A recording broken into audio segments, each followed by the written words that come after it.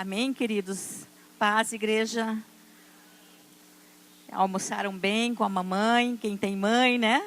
Hoje é um dia especial e eu quero parabenizar todas as mães, que é um dia muito lindo, né? Todo dia é o dia da mãe, né? Mas hoje é um dia especial dedicado a nós, né?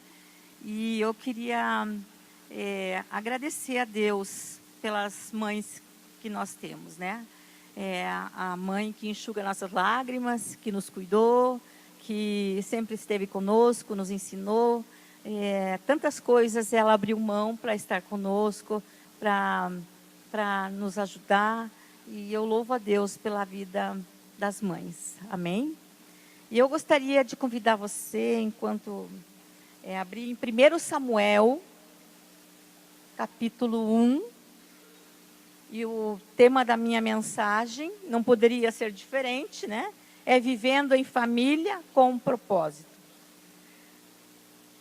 E esse texto é muito conhecido, todos nós conhecemos bem, e estamos diante de uma história muito linda e muito conhecida, e que é o chamamento de Samuel, né? O chamado dele. E como hoje é o dia das mães, e quando o pastor me convidou, na sexta-feira, veja o desafio, sexta-feira ele mandou a mensagem para eu preparar a palavra. Daí eu disse, ai Deus, sexta-feira, o pastor está muito em cima, né? Mas o Senhor dá graça, né? Daí, no sábado amanheceu chovendo, eu comentei isso de manhã. No sábado estava chovendo, eu falei para o meu marido, podia estar chovendo no domingo de manhã, no domingo à tarde, que a igreja ia estar vazia, né? Que um pregador que é todo mundo cheio, lotado, né? Eu disse, eu não quero tanta gente assim, né? Não sou uma pregadora, mas isso não é verdade, né? Nós estamos aqui, todos nós somos pregadores do Evangelho. Lá no teu trabalho, na tua casa, aonde você está, nós podemos pregar o Evangelho, amém? 1 Samuel, todo mundo achou? Até o versículo 20 é um pouco extenso, mas eu acho que você faz necessário ler, amém? Houve um homem em Ramataim, Zofim, da região montanhosa de Efraim, cujo nome era Eucana, filho de Jeroão, filho de Eliú, filho de Tuu, filho de Zufi, Efraimita. Tinha ele duas mulheres, uma se chamava Ana e a outra Penina. Penina tinha filhos, Ana, porém, não os tinha. Esse homem subia da sua cidade de ano em ano a adorar e a sacrificar ao Senhor dos Exércitos, em Siló. Estavam ali os dois filhos de Eli, Ofni e Finéias, como sacerdotes do Senhor. No dia em que Eucana oferecia o seu sacrifício, dava a ele porções deste a Penina, sua mulher, e a todos os seus filhos e filhas. A Ana, porém, dava porção dobrada, porque ele a amava, ainda mesmo que o Senhor a houvesse deixado estéril. A sua rival a provocava excessivamente para irritar, porquanto o Senhor lhe havia cerrado a madre. E assim fazia ele de ano em ano, e todas as vezes que Ana subia à casa do Senhor, a outra a irritava, pelo que chorava e não comia. Então Eucana, seu marido, lhe disse, Ana, por que choras? E por que não comes? E por que está com o coração triste? Não te sou eu melhor do que 10 filhos? Após terem comido e bebido em Siló, estando Eli, o sacerdote, assentado numa cadeira junto a um pilar do templo do Senhor, levantou-se Ana e com amargura de alma orou ao Senhor e chorou abundantemente. E fez um voto dizendo, Senhor dos exércitos, se benignamente atentares para a aflição da tua serva, e de mim te lembrares, e da tua serva te não esqueceres, e lhe deres um filho varão, ao Senhor o darei todos os dias da minha vida, e sobre a sua cabeça não passará navalha. Demorando-se ela no orar perante o Senhor, passou Eli, e observando-lhe o movimento dos lábios, porquanto Ana só no coração falava, seus lábios se moviam, porém não se lhe ouvia voz nenhuma. Por isso, Eli a teve como embriagada. Ele disse: até quando estarás tu embriagada? Aparta de ti este vinho. Porém, Ana respondeu: não, Senhor meu, eu sou mulher atribulada de espírito. Não bebi nem vinho nem bebida forte, porém venho derramando a minha alma perante o Senhor. Não tenhas, pois, a tua serva por filha de Beliel, porque pelo excesso da minha ansiedade e da minha aflição é que tenho falado até agora.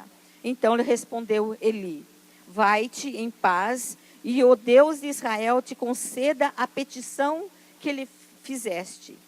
E disse ela: ache a tua serva mercê diante de ti. Assim a mulher se foi seu caminho e comeu, e o seu semblante já não era triste. Levantando-se de madrugada e adorando perante o Senhor, e voltando e chegaram à sua casa, a Ramá, Eucana coabitou com Ana, sua esposa. E lembrando-se dela o Senhor, ela concebeu, e passando o devido tempo, teve um filho, a que chamou Samuel, pois dizia: do Senhor o pedi. Amém, queridas? Amém? Amém. Então, nesse texto, nós vemos assim, a história de uma mulher que ela era estéril. Ela não conseguia ter filhos. E Eucana, ele tinha duas mulheres. Então, a Ana não podia ter filhos, e a outra, Penina, que tinha filhos. Provavelmente, ele casou com a Penina, porque a Ana não podia ter filhos. Então, a importância, eu quero falar para vocês hoje, no texto que eu li, que eu tirei, a importância de levar a sua família à presença de Deus.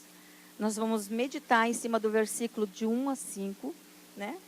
E nós vemos aqui Eucana, um homem temente a Deus, um homem que ele, todos os anos, ele saía da sua casa com a sua esposa, com as suas esposas, com os seus filhos, para ofertar ao Senhor, para adorar ao Senhor, para ter aquele tempo com o Senhor. E ele conduzia, eram mais ou menos 30 quilômetros que eles caminhavam em regiões montanhosas. Levava mais ou menos uns 2 dias para chegar em Siló, onde eles faziam a oferta. Mas ele todos os anos fazia isso. E a gente vê aí a atitude. O Eucana, ele entendeu o governo que ele tinha, o governo espiritual que ele tinha na sua casa.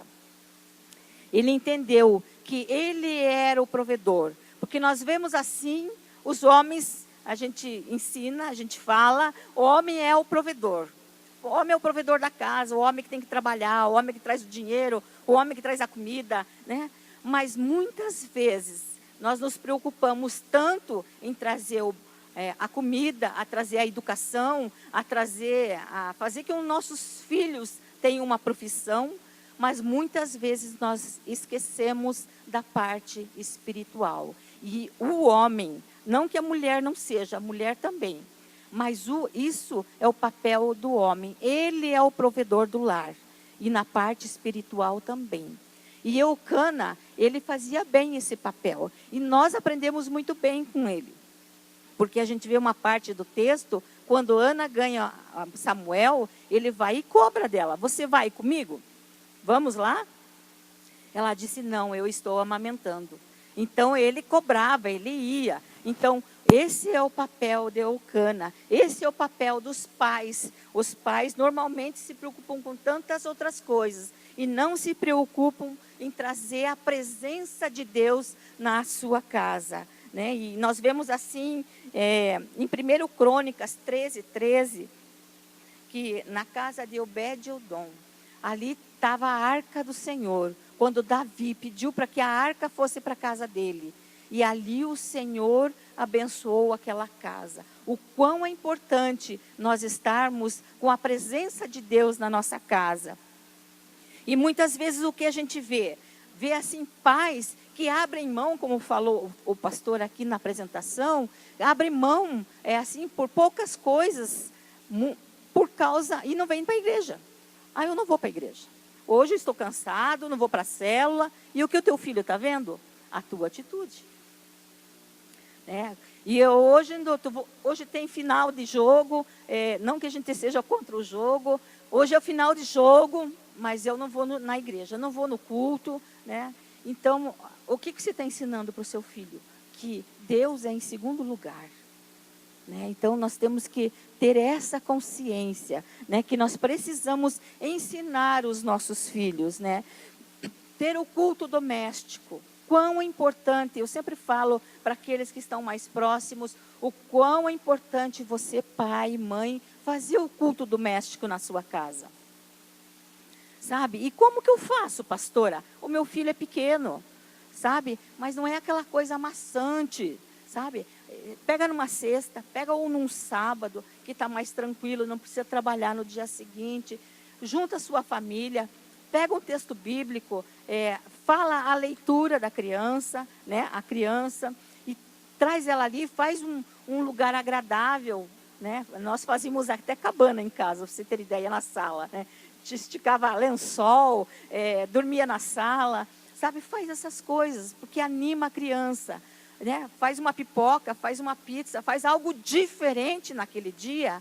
O que a criança vai fazer? Ela vai associar a palavra de Deus com aquele momento prazeroso com o pai e a mãe. Isso é o momento de você viver em família, trazendo a presença de Deus, ensinando a palavra para os seus filhos, né? E a gente vê, eu estava com a Flávia aqui, ela sempre comenta, no ministério infantil, sabe o que as crianças falam? E eles são muito inocentes, eles falam mesmo, né? Eles dizem assim, eu não vejo meu pai e a minha mãe lendo a Bíblia. Eu não vejo meus pais lendo a Bíblia, falando de Deus, né? Então, isso é muito importante, queridos, a gente trazer a presença de Deus para a nossa casa. E eu vejo isso na vida de Eucana. Ele fazia isso todos os anos. Ele podia estar chovendo, não sei se chovia lá ou não, mas aqui, trazendo para os nossos dias, podia estar chovendo, podia estar nevando, podia estar no sol, mas ele estava fazendo aquele sacrifício para o Senhor. Amém? Então, essa é a primeira parte. E eu gostaria também de falar sobre rivalidade. Né? Rivalidade dentro de casa. Que está no versículo 6 a 8. Né? As duas.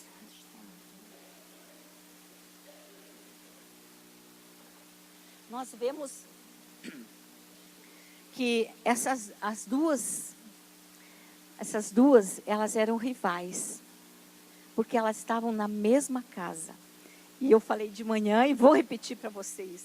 Eu louvo a Deus quando, isso eu escutei da pastora Thalita, e ela disse assim, eu agradeço a Deus por esse texto, porque hoje nós não temos mais poligamia. Poligamia é pecado. Sabe? E eu agradeço a Deus, porque eu não sei se eu ia aguentar uma outra mulher na minha casa. Eu lá no fogão, a outra no fogão também. Né? Não seria fácil, né? Então, louvo a Deus. Mulheres, agradeçam a Deus, porque é verdade, louva a Deus. Porque agora poligamia é pecado. E o que é poligamia? Você pode estar me perguntando. É mais de uma mulher. E Eucana tinha mais de uma mulher. Ele tinha duas mulheres.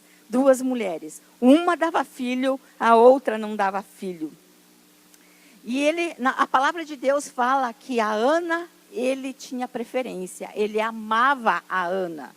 Por quê? Porque ele dava uma porção dobrada na hora de ofertar. E para os filhos e para a menina, ele dava também. Mas para Ana, ele dava uma porção dobrada. Isso ficava nítido que ele amava mais a Ana. E isso, normalmente, começa a gerou conflito naquela casa. Rivalidade entre as duas. Né? Rivalidade entre Ana e Penina. E quantas vezes nós vemos rivalidades dentro de casa? Né? Quantas vezes nós vemos rivalidades entre o próprio casamento? Né? Muitas vezes, né, você está ali E é uma competição entre marido e mulher. Ah, eu ganho mais. Ah, eu posso mais. Ah, eu mando mais. É eu que educo meus filhos, você não sabe educar. Ficam discordando na educação dos filhos, né? E hoje nós vemos assim situações na nossa sociedade, que nós vemos na própria igreja, chega pessoas que chegam do segundo casamento e vêm filhos de um casamento e vêm do outro, e moram às vezes na mesma casa, e ali começa a gerar um conflito, ali começa a gerar uma rivalidade, muitas vezes entre os filhos. Então, e isso acontecia entre Ana e Penina.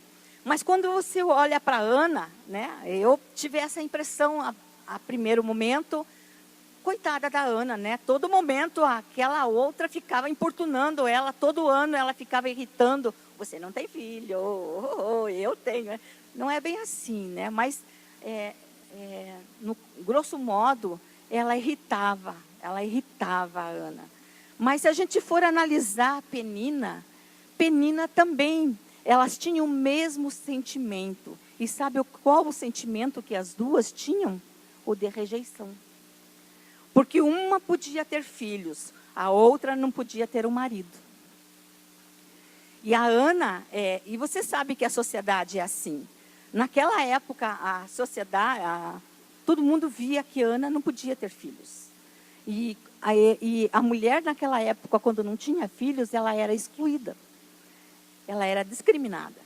E Ana, ela se sentia rejeitada. Então, o que ela queria? Ela queria se sentir aceita. E Penina da mesma forma. Ela queria o amor daquele marido, mas ela também não tinha. Ela queria ser aceita. Então, muitas vezes, esse espírito de rejeição está entre nós. Todos nós temos uma rejeição ou outra. E nós temos que analisar. Será que no meu coração tem um espírito de rejeição? Porque aquelas duas mulheres eram rejeitadas. Uma queria o que a outra tinha. Não é verdade? E quantas vezes nós vemos, até dentro da igreja, irmão que não conversa com irmão, vira a cara por pequenas coisas, rivalidade. Por causa de célula, por causa de uma outra situação, ou por causa de discípulo, sei lá, e tantas outras situações que são criadas. Até dentro da igreja surge a rivalidade. E nós podemos evitar isso, sabe? Porque Jesus, ele aceita. Porque normalmente o que nós fazemos? Nós fazemos comparação. Nós fazemos comparação. E pessoas a gente não se compara, porque nós somos únicos. O nosso Deus, ele é tão poderoso que ele fez eu única. Ninguém tem meu DNA. Ninguém tem a minha digital. Ninguém. E a sua também. O quão Deus é maravilhoso. Então, nós somos únicos. Então, pessoas a gente não se compara, porque pessoas são diferentes. Agora, coisas você pode comparar. Mas pessoas, não. E as duas, elas tinham uma rivalidade dentro do lar. Apesar de Eucana ser um homem de Deus, apesar de Eucana, ele ter essa presença de Deus na sua casa, havia rivalidade na casa dele. E muitas vezes, até dentro do casamento, queridos. Sabe, é uma competição dentro do casamento, sabe? Uma falta de acordo, sabe? A falta de perdão. Muitas vezes houve erros da parte de houve um adultério, mas você não perdoa, sabe? E a palavra diz que o perdão tem capacidade de liberar as nossas feridas, as feridas do passado. E nós podemos prosseguir para o presente. O perdão tem essa capacidade. O perdão acaba com o rancor. E muitas vezes a gente vê casais chegando na igreja, ou estão dentro da igreja, ou estão no mundo que a gente pode ajudar, por falta de perdão. E muitas vezes, de manhã eu falei que eu seguro esse copo. Esse copo não é pesado para eu segurar. Eu posso segurar, pode estar cheio, pode estar vazio, eu fico segurando.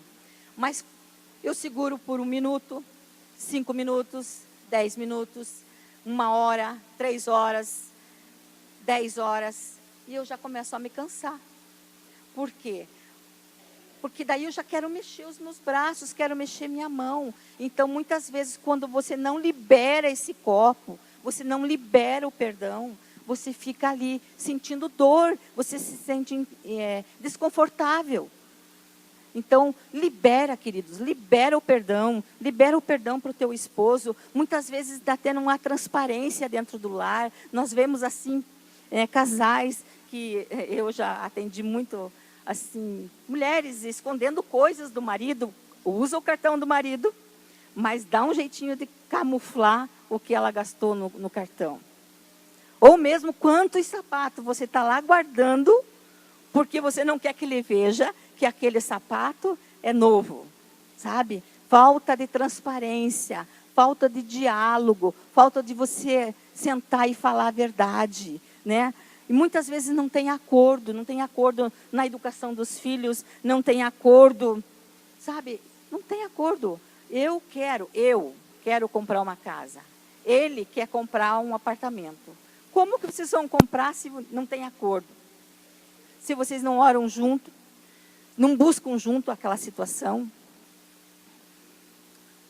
Honra seu marido. Honra sua esposa. Quantas faltas de honra dentro do lar. Sabe, você sai, muitas vezes mulher, aqui eu falo para você, mulher, você sai falando do seu marido para tua mãe, para tua vizinha, para tua cunhada, para todas as pessoas que você pode falar mal dele. Daí quando você volta para casa, você se acerta com ele. E qual a imagem que fica dele? Que ele é ruim. Né? Então nós temos que honrar o nosso marido. E vice-versa, os homens também têm que honrar. Porque nós vemos que o Cana, ele estava honrando Ana ali. Ele estava preocupado com ela. Ele disse assim, por que choras? Por que você está chorando? Você não está comendo, ele estava preocupado. Ele estava honrando ela ali. Eu não sou melhor que 10 filhos. Então, ele estava preocupado. Então, eu vejo assim, muitas vezes a mulher vai para o médico, chega em casa e o marido nem pergunta. Como que foi lá no médico? O que aconteceu? O que ele falou? Falta de honra dentro do lar. E isso leva à rivalidade. Muita rivalidade. E nós temos que... e outra coisa que eu queria falar. Quantas vezes dentro de casa, irmãos não se falam por causa de rivalidade? Pequenas coisas, muitas vezes, que aconteceram lá atrás e que não houve liberação de perdão. Eles não conversam. Rivalidade dentro do lar. Entre irmãos, sabe aquela rejeição que eu falei? Aquela rejeição que você muitas vezes sente? Muitas vezes o que acontece? Chega o teu filho em casa com um boletim e aquela nota tá vermelha ou tá baixa e você diz, ô meu filho, por que você tirou essa nota vermelha? Porque você não é igual ao teu irmão. Por que você não é igual ao fulano? Porque você não é igual ao teu primo, o vizinho do lado. E isso cria uma rivalidade. Porque o que a criança vai sentir? Puxa, eu quero ser aceito. Eu quero ser aceito. Então, ela de repente vai se esforçar, vai tirar nota, mas não porque ela precisa saber, estudar, aprender. Mas é porque ela sabe que ela quer ser aceita pelo pai e pela mãe. E quantas vezes nós erramos dessa forma? Quantas vezes nós fazemos isso? Que a gente vem aprender, né? A aceitação. Jesus nos aceita. Ele nos aceita do jeito que nós estamos. Porque Ele te ama. Ele pode te abraçar, Ele pode te curar, Ele pode pegar você no colo. Jesus nos aceita do jeito que nós somos. Amém, queridos? E o próximo tópico é orar com propósito. Quantas vezes, vocês imaginem quantas vezes Ana orou por aquela situação. Por ela não ter filhos. Ela deve ter orado muitas vezes. Muitas vezes. Mas só quando ela orou o propósito, a sua resposta foi concedida. A Ana orou amargamente com a alma abatida, creu e orou no propósito. Qual era o propósito? Qual era o propósito de Ana? Entregar Samuel na casa do Senhor, para ele ficar todos os dias na casa do Senhor, não é isso? Então ela orou assim: Senhor, eu entrego, se o Senhor me deres um filho homem, eu entrego ele todos os dias na sua casa. Pensa bem o coração de Ana para entregar essa criança.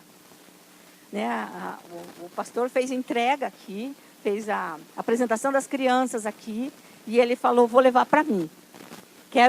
Vou pegar um desse para mim. A mãe já fica meio assim, né? Meio estranha, né? Por quê? Porque a gente não quer entregar, a gente quer para nós os nossos filhos. Né? Você teria coragem de entregar? Ana entregou. Porque ela entendeu o propósito que Samuel tinha. Ela entendeu. Né? E muitas vezes nós oramos o que nós queremos. O que nós desejamos. O que eu preciso. Mas nós temos que orar o que Deus quer. O que Deus deseja. Talvez você jovem esteja aqui e está dizendo, nossa, mas eu estou orando por aquela menina, estou orando e nada acontece e não dá certo. Mas será que realmente é o desejo de Deus? De você namorar aquela menina? O pastor Lucas, que estava aqui no congresso semana passada, ele estava comentando no café, ele disse assim, eu era caído por aquela menina. Ele falando do tempo de jovem lá, que nossa, eu era caído por aquela menina, eu gostava daquela menina, eu ia por causa daquela menina, mas não deu certo. E depois de uns anos eu entendi. Ele parou o carro no sinal e ela passou. Daí disse que ele falou, glória a Deus, Senhor, que o Senhor me deu outra mulher. Sabe? Porque ele viu que não era ela. Sabe? Que aquele era mais bonita para ele, era mais confortável para ele, era mais amável para ele. Sabe? Então, nós temos que orar o propósito, ter perseverança, porque Ana perseverou. Ana perseverou, porque quando ela orou, ela levantou dali e o semblante dela já era diferente. Ela não estava grávida ainda. Ela creu no milagre dela. E eu creio que hoje nós temos que orar o propósito de Deus e crer no milagre que o Senhor tem. Amém? E sabe, queridos, e quando nós oramos o propósito de Deus, sabe, os inimigos se levantam. A Penina se levantava. Ela ficava irritando a outra. A palavra diz isso. A Penina se levantava.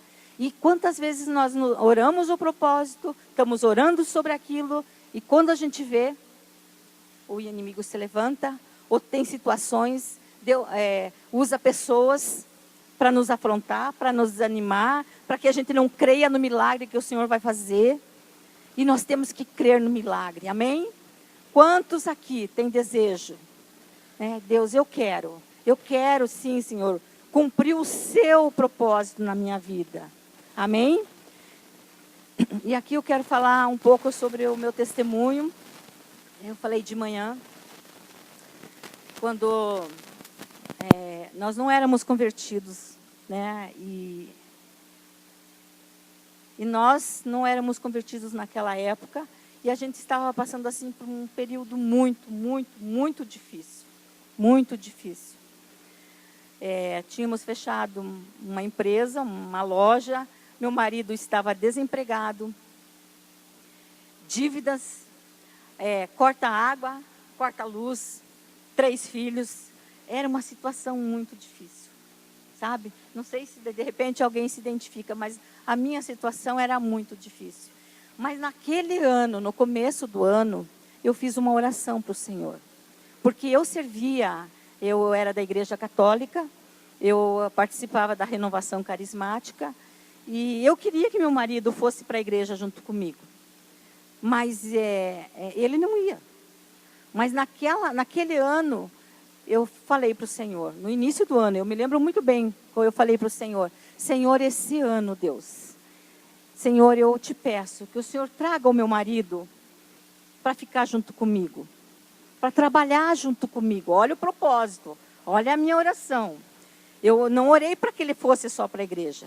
Eu disse, Deus, eu quero, Senhor, eu te peço que se o Senhor conceder que meu marido venha, eu quero que ele sirva na casa de Deus comigo.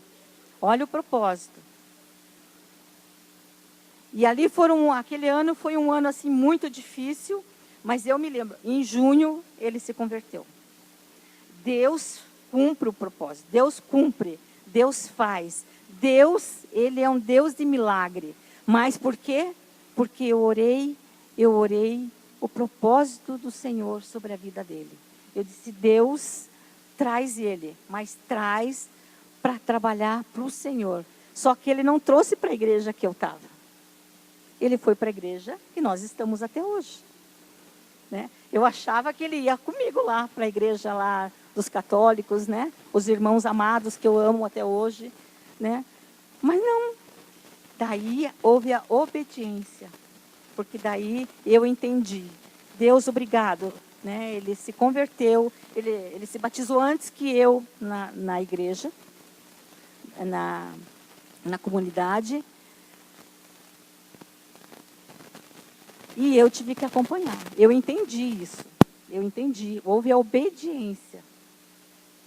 A obediência do propósito de Deus. Se eu pedir. E um dia eu estava assim muito triste, porque tanta situação, tanta água para pagar, e naquela época tinha que pagar 3 talão, não sei como é que é hoje, sabe? E não tinha nem mantimento em casa. Se falar bem a verdade para vocês, o grosso faltava. O grosso, não era o queijo e o presunto, o grosso faltava. Naquela época. E daí teve uma noite que eu fui orar. Assim como eu pedi a conversão, eu fui orar. E eu disse, Deus, por que está acontecendo isso, Senhor? Por que tanta dificuldade, essa situação tão difícil? E o Senhor falou no meu coração, você não pediu a conversão dele? Eu disse, eu pedi, Senhor. Então trabalha. E o Senhor trabalhou. Amém, queridos? Quando nós oramos o propósito que o Senhor tem. E eu vejo também assim, os meus filhos estavam todos de manhã aí. Sabe, quando eles foram para a faculdade, a gente não tinha dinheiro. Mas eu orei a Deus e disse, Deus, qual que é o propósito deles irem para a faculdade? Eu falei para Deus, o propósito é servir ao Senhor. E hoje, glória a Deus, eles estão formados, mas eles estão servindo a Deus, naquilo que eles aprenderam. Amém, queridos? Então nós temos que crer no milagre, mas nós temos que orar o milagre. Orar o propósito que Deus tem para a sua vida. O propósito que Deus tem para a sua casa. O propósito que o Senhor tem à sua família. Amém? E respeitando os processos. Ana, ela prometeu entregar o seu filho na casa do Senhor. Ela disse, eu vou entregar. Mas só que ela entendeu o processo. Ela entendeu que tinha um processo. Tinha um tempo que ela tinha que... Ela não podia levar um recém-nascido lá para o Eli cuidar. Ela sabia que tinha um tempo de amamentação. E ela sabia. E hoje em dia a gente vê assim, que a amamentação é um ano e meio, no máximo as mães já não querem mais dar de mamar, né? Já começa a comer comidinha e a gente já vai tirando do peito. Mas naquela época era de 3 a 4 anos, naquela cultura. E Samuel ficou esse tempo com a mãe alimentando, a mãe cuidando, mamando, né, estando ali. E eu quero te dizer uma coisa, queridos. Quando nós ingressamos no reino de Deus, entendemos que há um período de você se amamentar. Há um período de nutrição. E isso é imprescindível. Talvez você seja novo convertido. Eu quero dizer para você, mame mesmo. É um tempo que Deus te dá. É um tempo de você mamar aí, ó. Vai pegando aí, ó. Sabe? É um tempo que nós somos muito apressados. Sabe? Nós queremos ser líder logo. Nós queremos... nós temos pressa. Pressa para colocar logo. Pressa para colocar no louvor. Pressa para ganhar independência. Pressa para tudo. Sabe? E Deus respeita os processos. Nós temos que respeitar os processos de Deus na nossa vida.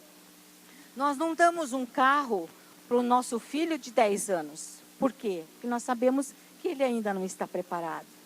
Ele precisa amamentar, ele precisa crescer, ele precisa ser independente, ele precisa ter 18 anos, fazer a carteira, porque ele não está preparado.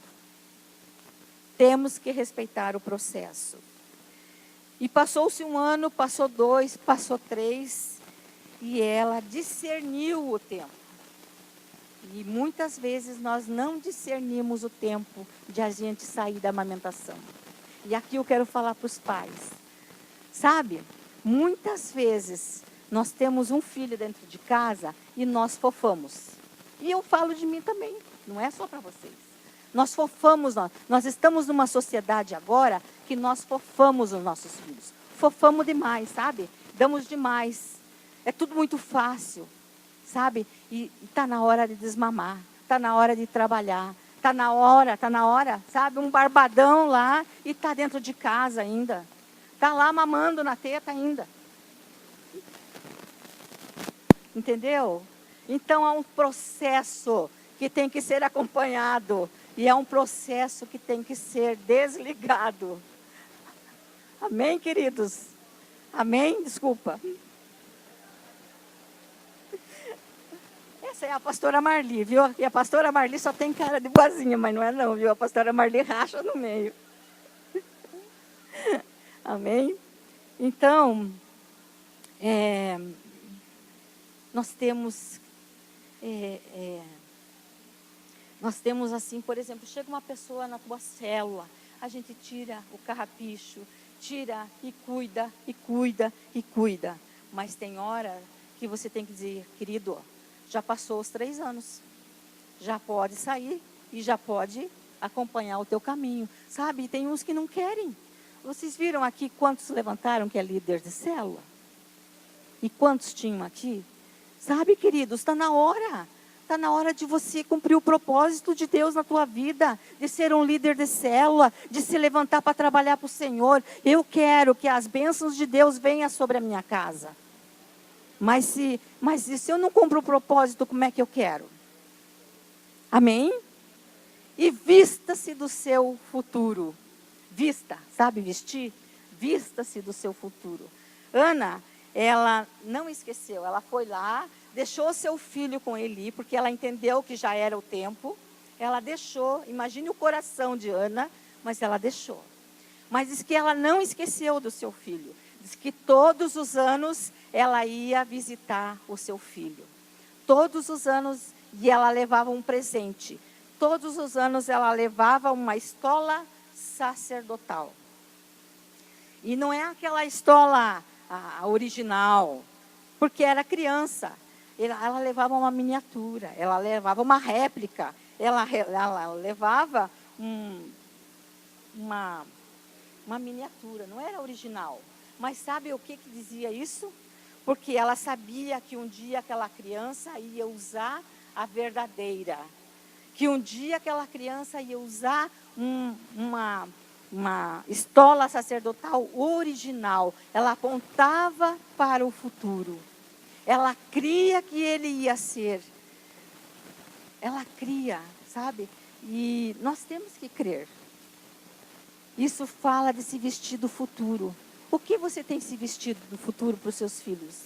Acredite.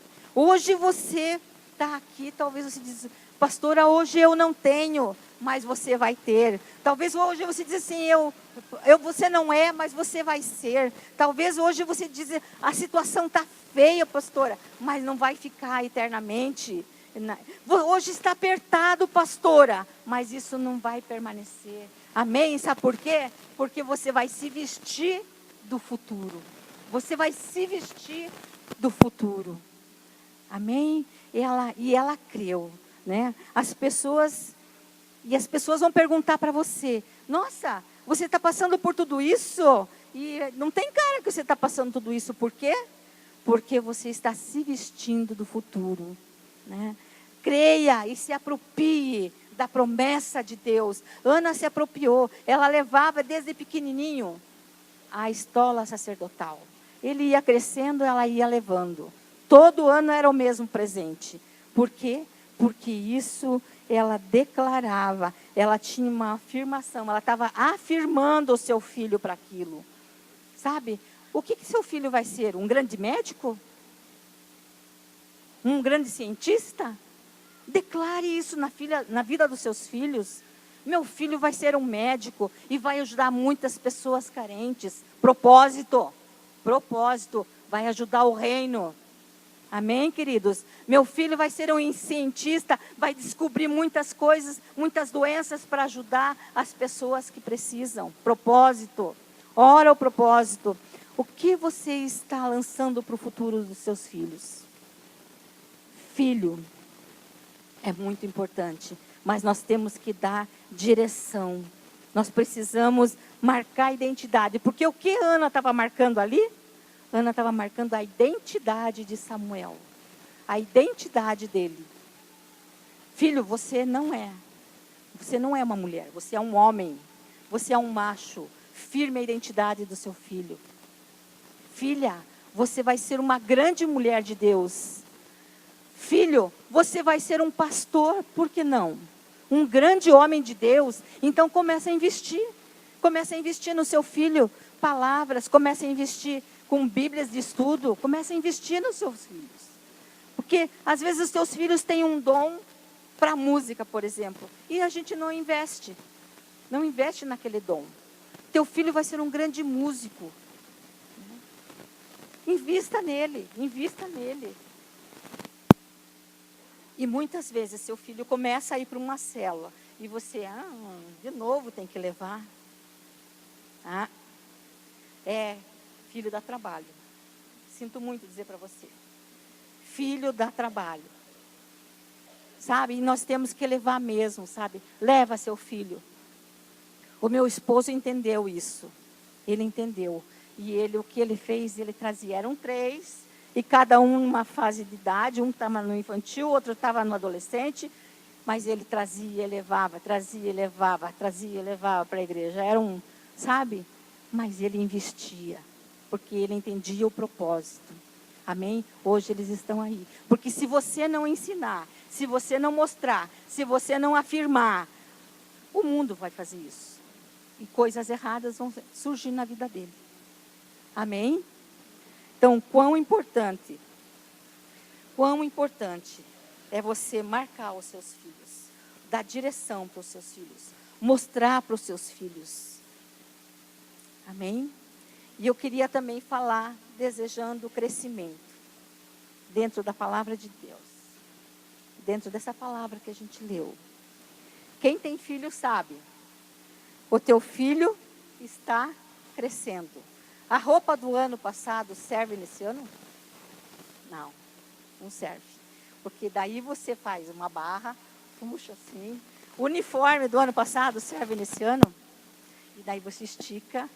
E daí, sabe, não tem jeito. Tem que investir, tem que ir lá comprar, né? Ana entendeu isso. Todo ano ela levava aquela roupa, aquela estola para o Samuel. Sabe, os filhos crescem. E a gente fica feliz que eles crescem. Porque o contrário seria muito ruim, atrofiar, né? Eles crescem, a gente fica feliz, a gente gasta, a gente tem que ir lá tirar o dinheiro do bolso, a gente tem que investir, mas a gente está vendo eles crescendo. Então a gente fica feliz. A gente fica feliz que eles estão crescendo. Nós temos que investir no crescimento dos nossos filhos. E eu quero dizer uma coisa para vocês. Toda vez que você cresce, você perde algo. Toda vez que você cresce, você perde algo. Samuel crescia, perdia o quê? A estola. né? Então, hoje eu quero dizer, precisa desejar o crescimento. Tudo aquilo que você fazia no passado, não dá para fazer mais. Todo vício que você tinha no passado, porque você está crescendo. Todo vício que você tinha lá, não pode ter mais. Toda fofoca que você fazia com os vizinhos, acabou. Você não pode fazer mais, sabe? Todas as dívidas que você tinha, o desequilíbrio financeiro, também não pode ter mais. Porque você está crescendo. E quando cresce, nós temos que perder, deixar para trás. Amém? Né? Hoje você não pode mais ter as atitudes que você tinha. Você não pode ter mais aquelas atitudes erradas que você tinha. Porque você está crescendo. Você já passou pelo período de amamentação e você está crescendo. E quando você está crescendo, você tem que deixar. Você tem que perder. Amém? Amém. E para concluir. Conclusão. Eu queria ler no capítulo 3. Eu não sei se eles projetaram. Capítulo 3.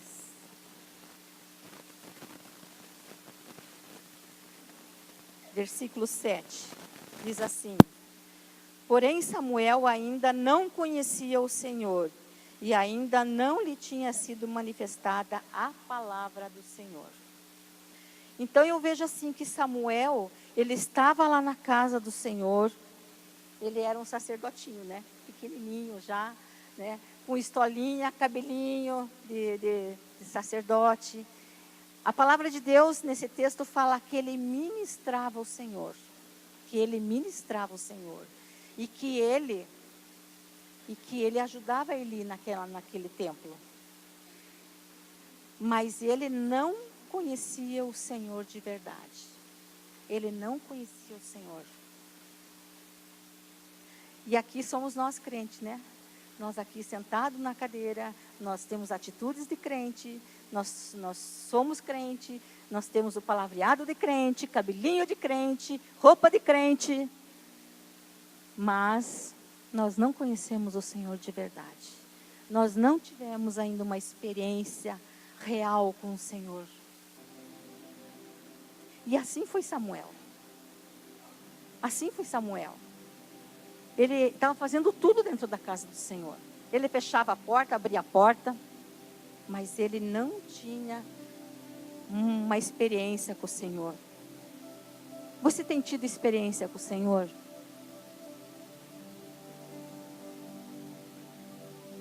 Samuel precisava daquela experiência.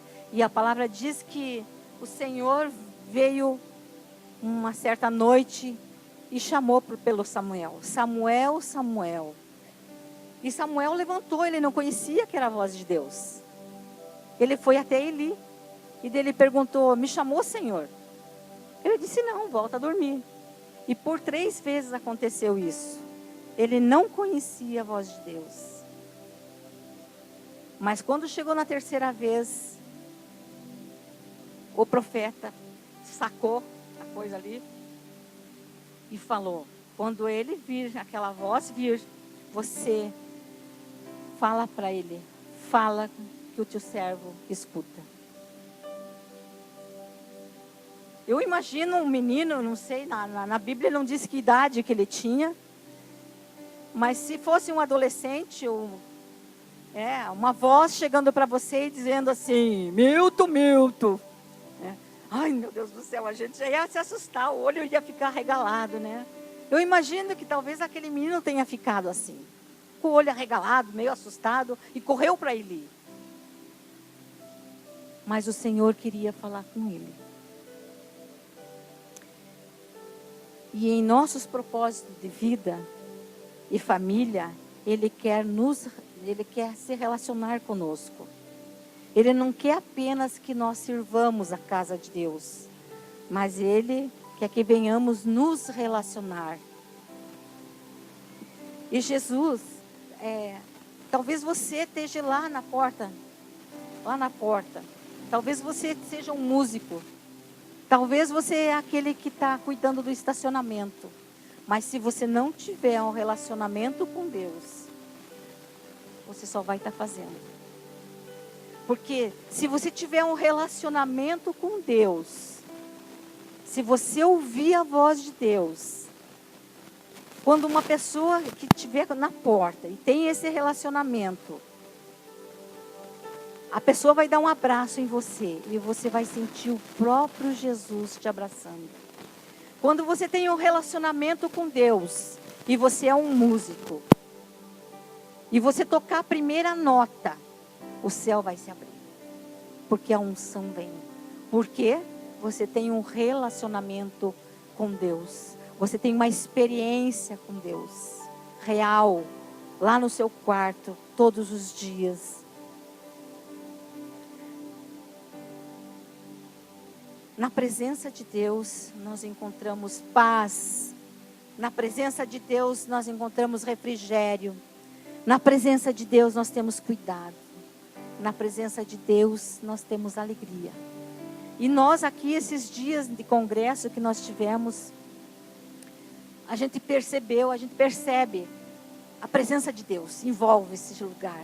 Daí a pessoa que não ri, começa a rir. A pessoa que chora, começa a rir. A pessoa que não se move, começa a pular. Porque há um manifestar da presença de Deus. Há um manifestar na presença de Deus. E a palavra diz, vocês podem ler em casa depois, que Samuel, ele ficou até de manhã. Eu imagino que ele ficou extasiado, assim, ó, parado. Sabe? Com a presença que envolveu.